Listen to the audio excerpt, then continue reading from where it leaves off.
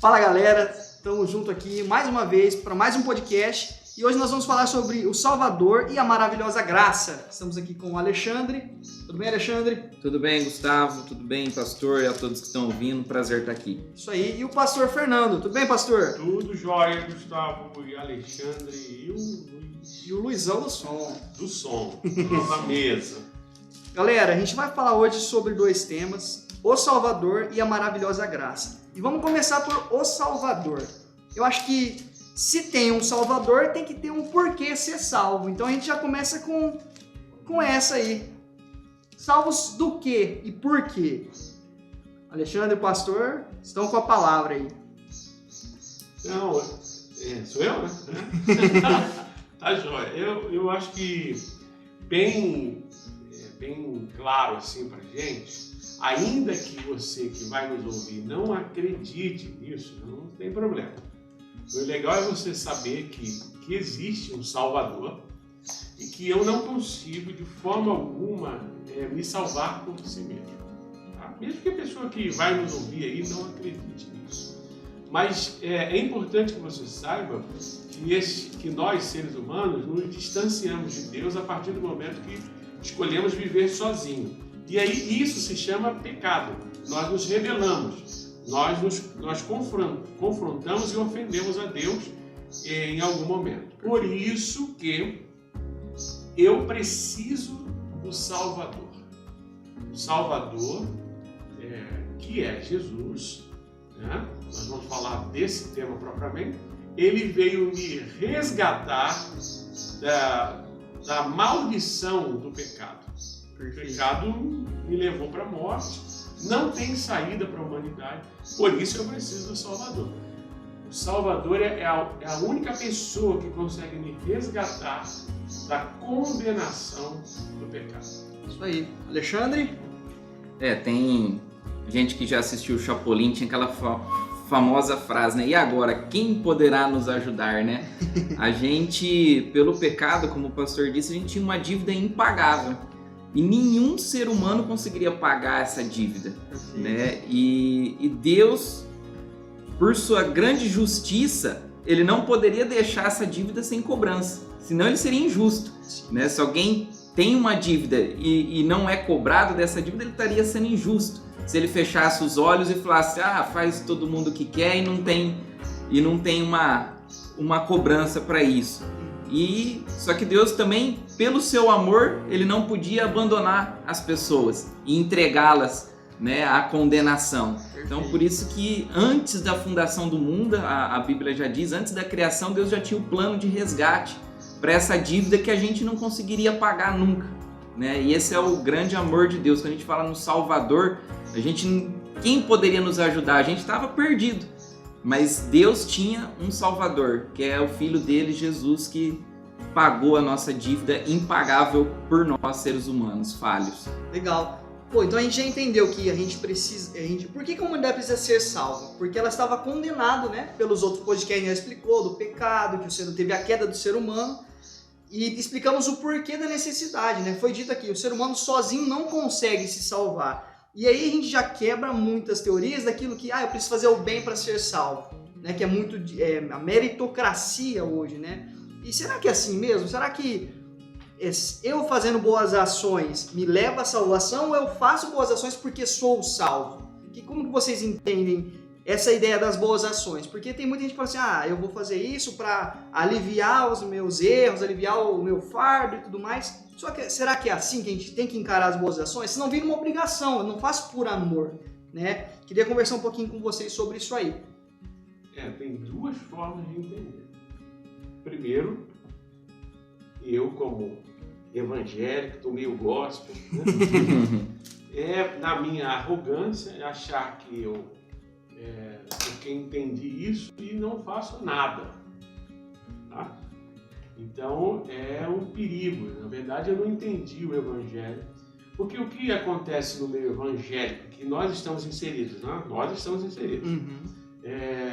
A pessoa confunde fazer boas obras, ir na igreja, cantar, dar o dízimo, fazer, nada disso isso tudo pode ser confundido, tá?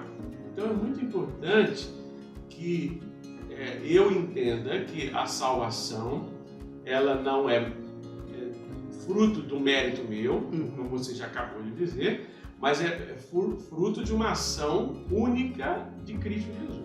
Então, Ele que fez, Ele que realizou, e eu entendendo o meu lugar, reconhecendo o meu lugar, crendo nisso, me rendo ao que Ele fez para me salvar. É lógico que a partir do momento que eu sou salvo em Cristo, eu vou viver parecido com o que Ele viveu. Essa é a proposta do Evangelho. Então, parecido com o que Ele viveu não é só apenas ir na igreja. Jesus, não é isso que Jesus está falando, não. Então tá bom, mas eu vou à igreja, ótimo, eu preciso. Tá? Parecido com o que Ele viveu é muito mais profundo do que a gente imagina. Então, as boas obras que Jesus está propondo para a gente é muito mais profundo do que a gente imagina. É viver um bom relacionamento com Ele, um bom relacionamento com o próximo, um bom relacionamento com os de fora que nem conhecem o Evangelho. Então, no meu trabalho, na minha vida cotidiana, no meu lazer, isso é muito mais importante, tá? Logicamente, tem coisas que as Sagradas Escrituras vão propor para a gente, mas vai propor para a vida de um salvo. Eu entendi porque a Escritura está dizendo e eu quero viver isso. Mas viver porque a Bíblia está dizendo. Não para que eu seja salvo, não para que eu vá ganhar a minha salvação. Salvação já foi dada na cruz do Calvário. Basta que eu creia nisto, reconheça que eu preciso dele e viva a proposta do Evangelho. Então eu não vou ganhar salvação porque Deus. Legal, importante. Isso é importante destacar. Isso que realmente acontece é que quando o Evangelho não é pregado ou explicado, as pessoas não entendem isso, há muita confusão e é claro que tem muita gente penando muito para tentar ser salvo, né? Sim. Querendo pagar um preço que ele não vai conseguir pagar e aí ele vai, se doa e doa dinheiro achando que ele está conseguindo comprar alguma coisa de Deus ou merecer alguma coisa. E fica aquela, tô salvo, não tô salvo, tô salvo, não tô salvo. Fica uma gangorra que a pessoa vive com base no medo, né? Ai, acabei de pecar, meu Deus, e se eu morrer nesse momento, será que eu vou para o céu? Eu acabei de falar um palavrão, né? E aí a pessoa vive numa instabilidade que faz com que Deus às vezes fique distante dela, né? Deus parece que fica distante, assim, porque a pessoa ela vive tentando conquistar algo que já é dela. Exatamente. Uma coisa que o Alexandre me falou aqui me despertou uma coisa que eu conversei com uma pessoa essa semana. Ela falou para mim, falando, pastor, mas e aí? Vocês não têm prédio? E as pessoas vão no culto? Eu falei, vão. Ué, como é que pode? Eu falei, cara, você acha que a gente se reúne baseado em quê? No prédio? Você acha que a gente é igreja baseado no quê? Na placa? Você acha que a gente é igreja? Mas as pessoas contribuem. Eu falei, você acha que as pessoas vão lá na igreja por causa que eu dou alguma cobertura assim, espiritual, alguma coisa? Eu sou um xamã, jogo uma força, alguma coisa? Ele falou, não sei, como é que é? Eu falei, não, primeiro, a gente se reúne porque a gente se ama. Segundo, que a gente ama Cristo. A gente tem a mesma centralidade em Cristo. Terceiro, o fato da gente estar junto não é baseado num prédio, é baseado numa proposta que se chama Evangelho. E o fato das pessoas contribuírem não é porque elas, meu Deus, se eu não contribuir. Não é porque elas acreditam que a partir do momento que elas estão num projeto, elas são generosas para aquele projeto. Mas e as pessoas estão indo ao culto em meio a essa pandemia? Eu falei, vão. É porque o que nos une não é o prédio, o que nos une não é a grana, o que nos une não é uma bênção do xamã Fernando, o que nos une não é nada disso, é porque a gente se ama, a gente tem a mesma visão, a mesma proposta de vida no Evangelho, então a gente vai. Então, mas você vê como é que as pessoas pensam, o Alexandre falou, eu tenho que conseguir, eu estou lutando para conquistar, se eu não for no culto, então... Mas por quê? As pessoas pensam assim, olha, se eu não tiver um lugar para ir, se eu não tiver algo para comprar com o meu dízimo, se eu não tiver, senão eu vou perder a bênção, a proteção espiritual do meu salário. Mas é isso mesmo que as pessoas acreditam. E eu falo ao contrário. quando eu falo ao contrário, as pessoas ficam me olhando. É esquisito, né, pastor? Não é esquisito. É evangelho. Legal. Gente, então, assim, com relação, né? O Salvador, então, é Jesus, né? A gente foi salvo por meio de Jesus. Mas como que ele fez para salvar a humanidade? Às vezes, e a gente depois tem uma pergunta, né? Porque é um pouco retórico, legal. Jesus morreu, ele pagou o preço pela morte. Mas por que Jesus precisou morrer? É uma pergunta que a pessoa não entende o porquê. Por que Jesus precisou morrer, Alexandre? Jesus precisou morrer exatamente para aquilo que a gente falou no começo. Havia uma dívida do pecado nosso. Em Gênesis 3, quando o homem e a mulher pecam, o próprio Deus já faz a promessa de que haveria um Salvador. Ele diz, o filho da mulher pisará a cabeça da serpente. Legal. E ela lhe ferirá o calcanhar. Já estava ali declarando que precisaria de um Salvador para pisar a cabeça da serpente. Esse Salvador foi Jesus, pois precisava de um Cordeiro Santo, né? Precisava de alguém que não tivesse pecado para pagar o preço pelo pecado, né? Pois Jesus levou ele levou a ira de Deus. A ira de Deus contra o pecado. A justiça e o amor de Deus estavam em Jesus ali, né? Ele pagou o preço para que nós pudéssemos ser reconciliados com Deus. E às vezes a gente, como tem muito Deus, né, assim, Deus de todos os tipos, às vezes a gente não valoriza o fato que a gente pode ter um relacionamento com Deus. E se a gente parasse para imaginar como que um Deus santo pode se relacionar com uma pessoa como eu, que falo besteira, que sou ingrato, que sou mala, que não amo as pessoas muitas vezes, como que eu posso me relacionar? Porque houve um que satisfez o preço do meu pecado, que foi Jesus Cristo. Então ele veio e pagou uma dívida, em Colossenses diz, ele rasgou a cédula de acusação que era contra mim. Havia uma acusação ali que eu só tinha um fim, que era ser condenado, porque o que eu mereço é isso. Exato. E aí ele me deu algo que eu não merecia, que é a salvação. Isso aí. Pastor, quer complementar alguma coisa? É importante que eu saiba que eu fui condenado porque eu cometi um crime. Legal. O pecado é um crime contra Deus. E as pessoas hoje minimizaram o pecado. Então, o que é pecado hoje para a sociedade? Boa pergunta. O que é pecado? Você pode achar que pecado... As pessoas não falam assim, ai, que pecado. Não, pecado na Bíblia leva para onde? A morte. Então, na Bíblia, pecado gera morte. Pecado gera separação de Deus. Pecado gera vazio interior. Pecado rouba o significado da vida. Pecado é uma ofensa, é um crime. Então, quando a gente está falando de pecado, é que eu cometi um crime, uma ofensa. E o que a justiça diz quando você comete um crime? O que você tem que fazer? Tem que pagar. Pagar o quê? O preço. O preço do crime. Não é? Então você tem que pagar o preço do crime. Então o meu crime, o crime da humanidade foi ofender o Criador. Legal. Então nós cometemos um crime, por isso que nós fomos afastados de Deus. E nós estávamos enclausurados no pecado. E só tinha uma pessoa que poderia quebrar esse enclausuramento, essa grade que nos aprisionava, que é Jesus. Então ele veio para nos libertar da prisão do pecado. Por que eu estava lá na prisão do pecado? Eu ofendi o Criador. Porque a pessoa que vai nos ouvir, ela fala, mas eu não pego, eu não roubo, não mato, não cheiro, não falo mal de ninguém, não fofoco, A maioria das pessoas pensam que pecado é isso, ou só isso. Só isso. Mas pecado é uma ofensa. E eu ofendo ao meu Criador quando eu me afasto dele. Eu não quero saber da proposta que ele tem para mim. Que eu vivo do jeito que eu quero viver. Isso é uma ofensa. Que ele é um pai amoroso, que me ama, que cuidou, que me criou. Se você que é pai, que vai estar nos ouvindo, quando você vê teu filho te rejeitando, você não acha uma ofensa?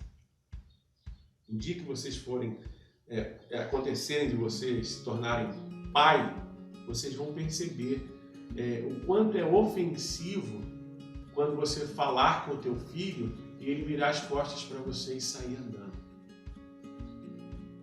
Aí você vai entender, caramba, isso é uma ofensa. O que ele fez comigo é uma ofensa. Então, essa foi a ofensa que nós fizemos. Esse foi o crime que nós cometemos.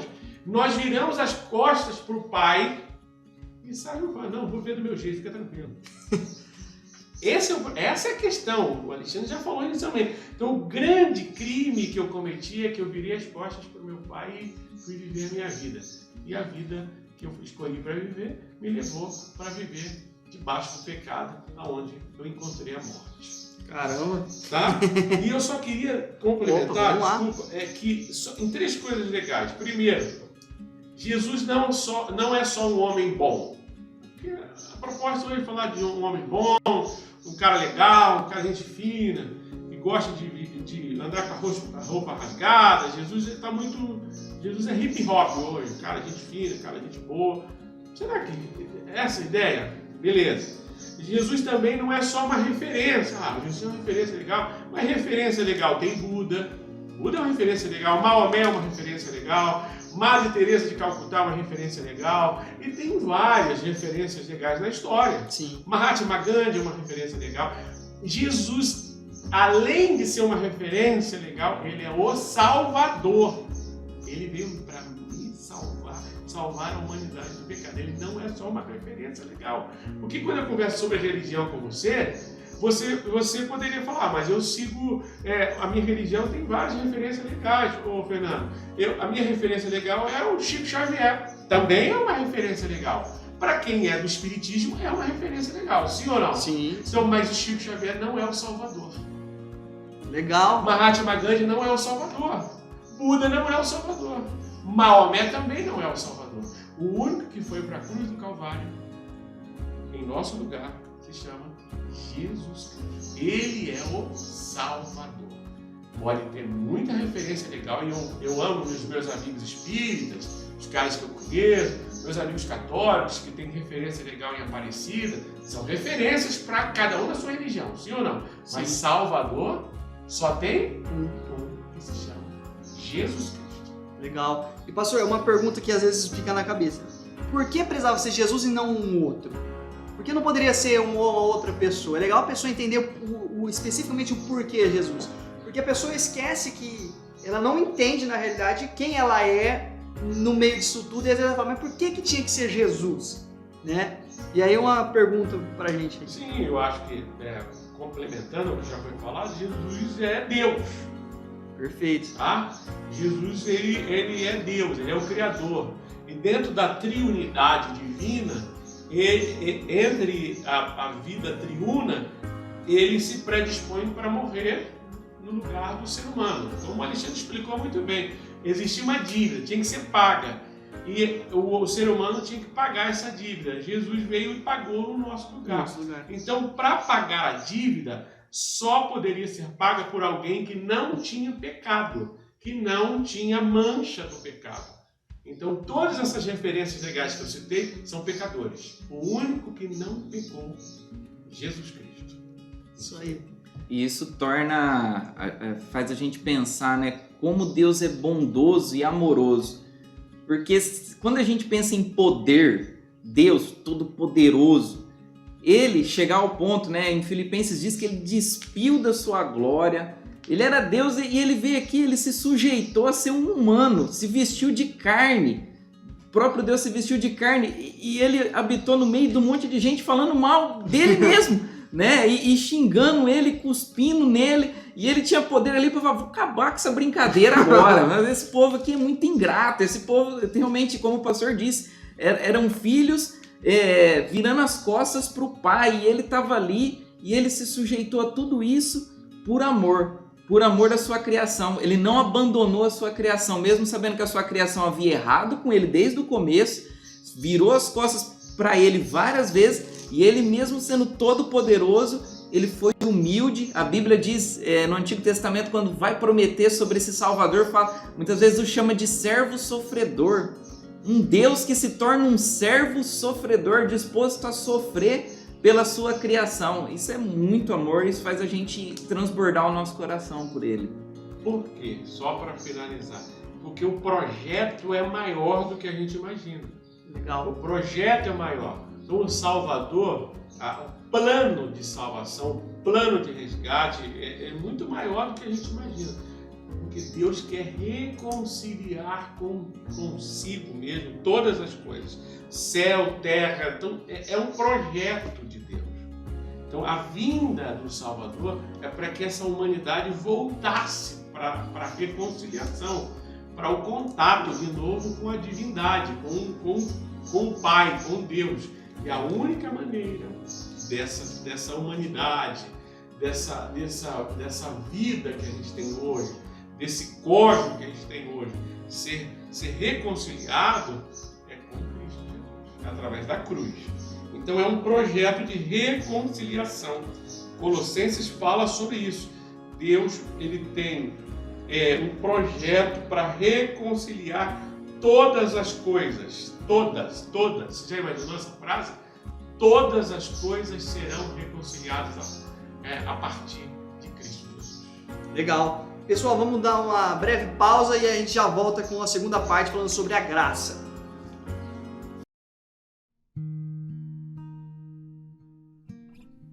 Perseverança. Qualidade de quem persevera. Constância. Quantas coisas na vida precisamos ter uma constância? Mudanças de hábitos ruins, mudanças de costumes.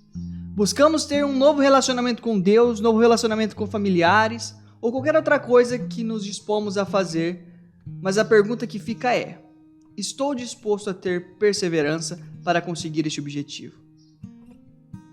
Perseverança ou constância vai além de ter vontade. Na verdade, é fazer sem vontade. Muitas vezes estamos cansados e não estamos dispostos a orar ou ter um relacionamento com Deus ou ter um relacionamento com nossa família. Mas para eu ter uma melhoria em qualquer coisa da minha vida, eu preciso perseverar.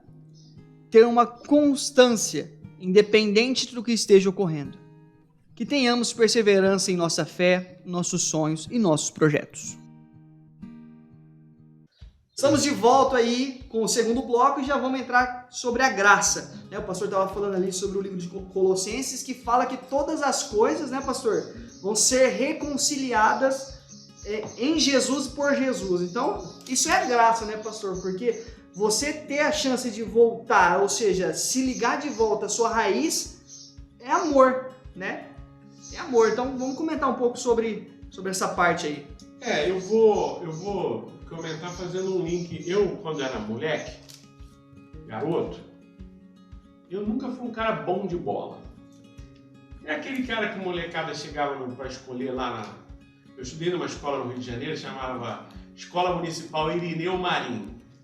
E na hora de escolher a galera para jogar, eu não era um dos primeiros. Primeiro aqueles caras que joga, faz gol.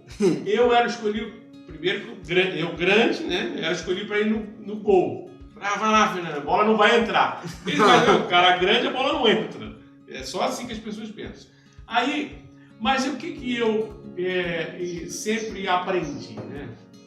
E tinha, na aula de educação física, eu ficava, cara, com raiva do meu professor de educação física, era o Marcelo Luiz. Falava: sai aí, Fernando, sai aí, vai. Pô, quando ele me tirava, eu já não jogava bem. Quando me tirava, acabava com a minha autoestima, né? Eu falei: pô, eu sou um zero, né? Mas ele ia me substituir, né? E eu, quando olho para a cruz, eu não merecia pensar em mérito, jogar. Eu não merecia nem estar jogando no time, né? Quando eu penso na cruz, eu penso nessa ideia da substituição. Legal. Ninguém gosta de ser substituído em nada na vida. Sim.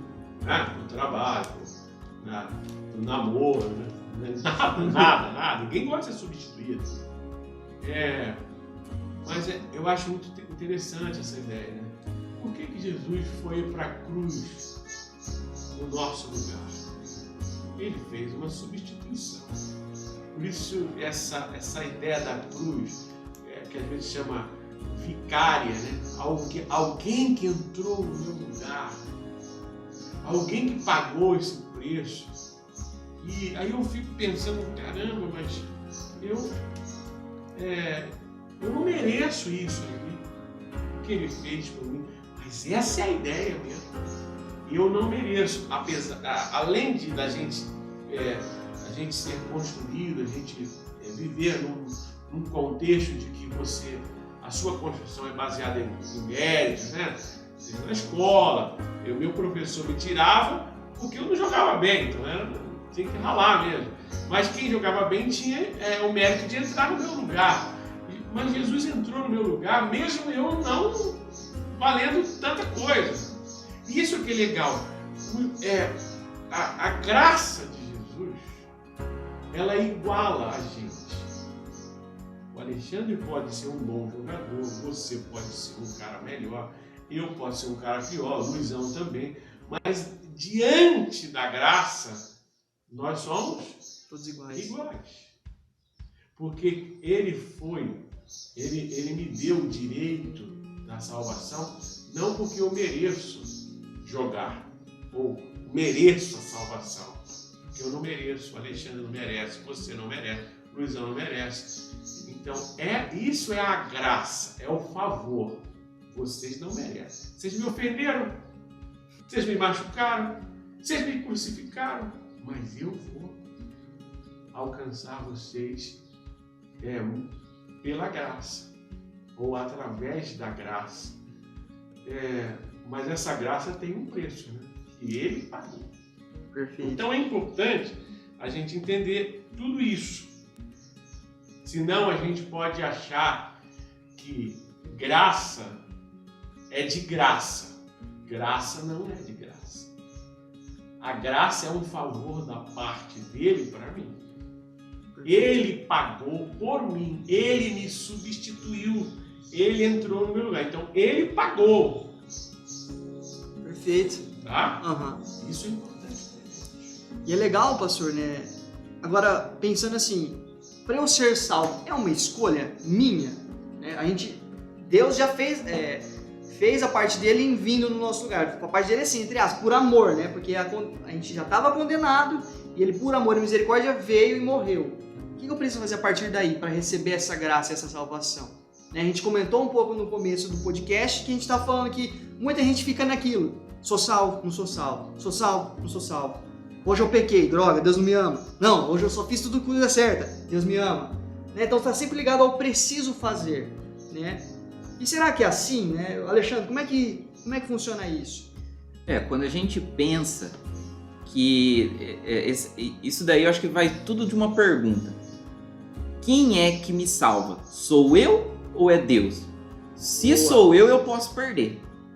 Porque se sou eu sou fraco. Eu não tenho nem capacidade de me salvar. E se eu me salvasse, provavelmente eu me perderia no caminho, né? Agora, se é Deus que me salva, eu não acredito naquele pai que me dá um presente e toma depois. Toma, né? tira. Dá e tira esse presente. Então, quando Deus, quando a gente fala em graça e quebra essa ideia do merecimento e quebra essa ideia de que muitas vezes o sistema religioso, né? Ele trabalha, e quando eu entendi a graça, assim, depois de estando anos na igreja, né? Depois de anos na igreja, que um dia que eu fui entender o que era a graça, né? Ele quebra uma ideia de medo e ganância. Porque muita gente vai fazer por medo do inferno, e outros vão fazer justamente para ganhar alguma coisa, né? Então é por ganância. E aí quando ele vem, eu entendo que tudo que ele fez foi por graça e que não foi por obras e que não foi porque eu ralei pra caramba, mas foi porque eu entendi uma mensagem, né? Então o que a gente faz é acreditar na mensagem do Evangelho, mas a salvação é um presente dele para nós, aquilo que a gente recebe é um presente, né? Eu não fiz nada, e isso é muito gratificante para mim saber isso daí, e se eu tivesse que fazer, provavelmente eu não conseguiria.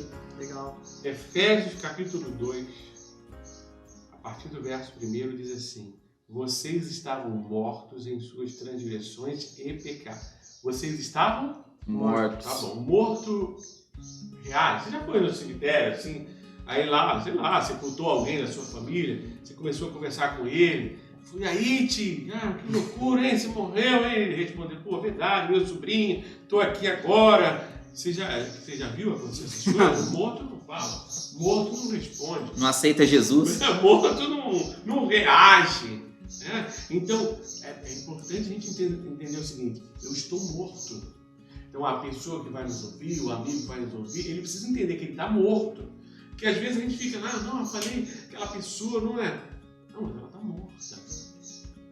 Quem é que traz a vida de volta? Jesus. Tá, isso por uma ação do Espírito Santo de Deus. Então, quem vivifica essa pessoa para que ela consiga dar essa resposta ou ouvir a mensagem, porque ela está morta. Enquanto ela está morta, ela não consegue ouvir a mensagem. Ela está morta. Então, por isso que eu creio que é Deus quem me ressuscita, é Ele quem me dá a vida de volta, é Ele que me salva, é Ele que faz todo o processo da regeneração, do arrependimento, é Ele que age em tudo na minha vida. Pode ser que às vezes eu, de alguma forma, vamos lá, Fernando, mas tem uma participaçãozinha minha muito pequenininha, sabe? Aquela bem pequenininha que não vai fazer tanto efeito. Pode ter uma participação, eu dei atenção ao que ele estava falando, mas ele me ressuscitou. Ele que me ressuscitou, ele que me tirou da morte. Então, ele me deu vida. Quando você fez a pergunta para o Alexandre, e ele respondeu muito bem, é essa a ideia, cara. Não sou eu que ganho a salvação. Ele fez tudo.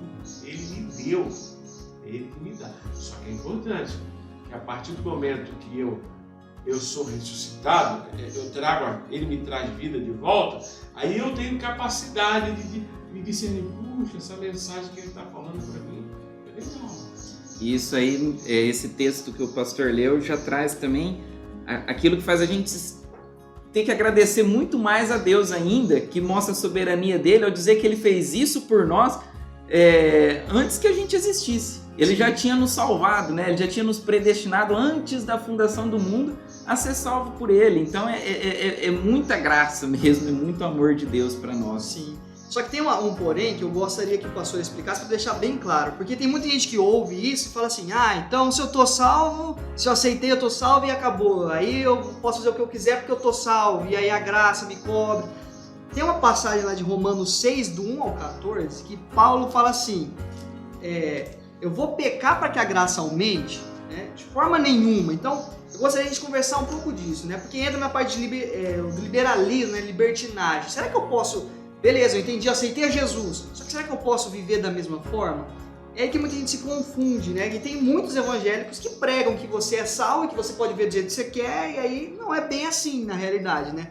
Porque vamos parar a pensar, se eu aceito a Jesus e sou salvo, meu estilo de vida muda. E eu gostaria de conversar sobre isso, né? Libertinagem, liberalismo, uma vez salvo, sempre salvo. E é isso aí, vamos... Eu acho que é uma... Quem pensa dessa forma, seja evangélico ou o que for, porque no meio evangélico tem um monte de crença, hoje em dia um monte de coisa. Mas vamos pensar um pouquinho assim, com muita simplicidade. Uma pessoa que pensa que ela se tornou cristã, tá? Ela vai lá, tá? Hoje ela é cristã e ela pode zoar, levar a vida de uma forma de forma libertina, ela não entendeu nada do Evangelho, tá? Porque o Evangelho, a salvação, o comportamento de um salvo é um comportamento parecido com o de Cristo Jesus. Perfeito. Tá? Quem está em Cristo é uma nova pessoa, uma nova criatura. Romanos 6 vai dizer que eu fui sepultado, que a minha vida de morto, do pecado, eu sepultei. Então, se a pessoa pensa que ela pode viver, eu já entendi a graça, então agora eu posso viver de forma libertina, ela não entendeu nada. A graça, gravem isso, a graça não é licença para zoar. Perfeito. A graça não é licença para pecar. A graça é o impulsionamento para a obediência. A partir do momento que eu entendi a graça de Deus, e o que é a graça? É um favor que ele fez por mim, lembra? Eu ofendi ele e ele me deu vida de novo, então eu entendi a graça. E se eu entendi a graça de Deus, puxa, cara, agora eu tenho um impulso para obedecer, e obedecer com amor, porque o que ele fez por mim é um preço impagável. Como é que eu vou zoar? Como é que eu vou viver de qualquer jeito? Então, eu não entendi nada disso. Então, a pessoa que se diz evangélica, cristã, o que ela quiser dizer, ela vive de forma que desonra a Deus ainda. Ela não nasceu de novo. Tem que ficar claro isso, tá? Tem que ficar claro. Uma pessoa que vive zoando, zombando, zoando com a vida, tendo um comportamento de não salvo, ela não nasceu de novo. Ela pode ter gostado da igreja, do pastor, ter se apaixonado pela música, pelo estilo do prédio, da igreja que ela frequenta. Lá na igreja dela apaga a luz, é tudo de preto, ela gosta disso. Beleza, não estou dizendo que esteja errado, mas ela gosta desse estilo. Mas para ela viver como não salvo, ela não nasceu de novo. Ela até se convenceu, mas não se converteu. Não nasceu de novo, é impossível. Quem nasce de novo, nasce para viver uma vida nova. Perfeito. Uma vida de comunhão, de obediência. Eu sinto prazer na obediência. Eu não estou falando de obediência de uma ideia cega, não. Prazer nas escrituras, prazer em orar, prazer em ter uma comunhão, um relacionamento com Deus. É prazer em viver parecido com Jesus. É essa a proposta do Evangelho. Então, quando você diz para mim, tem muita gente que confunde, que agora está debaixo da graça, pode viver de qualquer... Não pode confundir. Na verdade, não tem nada de confusão. A confusão é da mente carnal do cara. Perfeito. Que quer justificar as suas andanças, a sua maneira de viver, a sua carnalidade, que eu estou debaixo da graça. Não, a graça. Quem falou que a graça é a licença para pecar, para viver zoando? Não é isso. Graça é o impulsionamento. Isso tem que ficar claro para nós. Se eu entendi a graça, eu sou impulsionado pelo Espírito Santo de Deus para viver parecido com Jesus. É isso aí. Alexandre? Não tem nem o que falar. No próprio texto, né, o texto que você citou de Romanos 6, ele já responde muito bem essa questão, né? E se a gente foi, como o pastor disse, crucificado com Cristo e ressuscitamos com Ele, como diz nesse próprio texto, a gente não vive mais de acordo com a nossa vontade, né? A gente morreu para ela, aí a gente vai viver para Cristo, né? Uma outra vida. Não que isso faça com que a gente não tropece no meio do caminho, mas os próprios tropeços que a gente acaba tendo no meio do caminho revelam o Espírito Santo dentro do nosso coração, que faz com que a gente se arrependa e volte aos pés do Salvador, nessa dependência que temos dele todo dia, de buscar ele, porque se eu viver longe dele, aí eu não consigo. Né? Não consigo nem me assemelhar a Cristo, né? Eu vou terminar a sua pergunta lendo capítulo 6, verso 11. Vamos lá.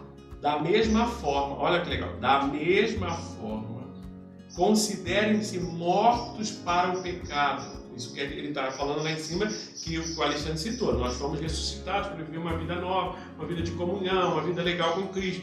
Então, da mesma forma que vocês foram ressuscitados, agora vocês se consideram mortos. Para o quê? Pecado. Para o pecado. Então eu não vou viver zoando a minha vida. Estou debaixo da graça, vou viver zoando. Aí ele diz assim, portanto, não permitam que o pecado continue dominando os seus corpos mortais. Olha que legal. Eu digo não. Agora, fortalecido pelo Espírito Santo, quando a pessoa me faz uma proposta, e aí, vamos fazer essa parada? Eu falo, cara, não. Mas por que não? Eu sou controlado pelo Espírito de Deus. Aí isso abrange minha área profissional, sexual, relacional.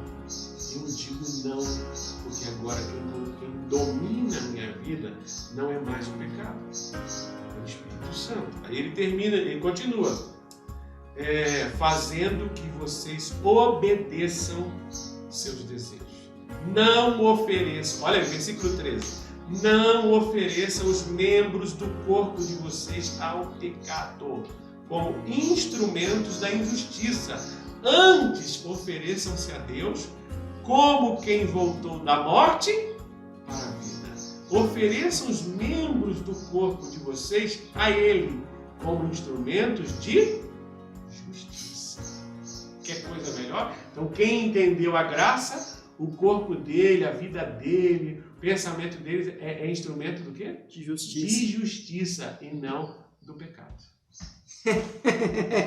E isso só para encerrar, a graça de Deus é aquilo que nos torna livres, né? Sim. Às vezes as pessoas falam assim, mas eu vou para a igreja, aí eu não posso fazer isso, eu não posso fazer aquilo, achando que é a igreja que escraviza. Só que ela não entende que quando ela está longe de Cristo, ela não consegue dizer não para o pecado. O pecado a domina, o pecado a escraviza. Sim. E quando eu estou em Cristo, aí eu consigo dizer não e sim. Eu sou livre agora para ter uma escolha. Que eu não tinha quando eu estava preso no pecado. Eu estava morto. Eu estava morto, eu não tinha possibilidade de responder de outro jeito, a não ser Exatamente. fazer a vontade dele. Porque agora, Alexandre, eu tenho a mente de Cristo. Segundo Paulo aos Coríntios. Eu, com a mente de Cristo, eu sei discernir. Não, isso aqui eu não quero mais. Por que não? Porque agora eu não quero mais, eu não sou mais dominado pelo pecado. Agora eu quero viver a justiça de Deus. É isso aí. Galera, infelizmente encerramos mais um podcast, mas semana que vem temos mais.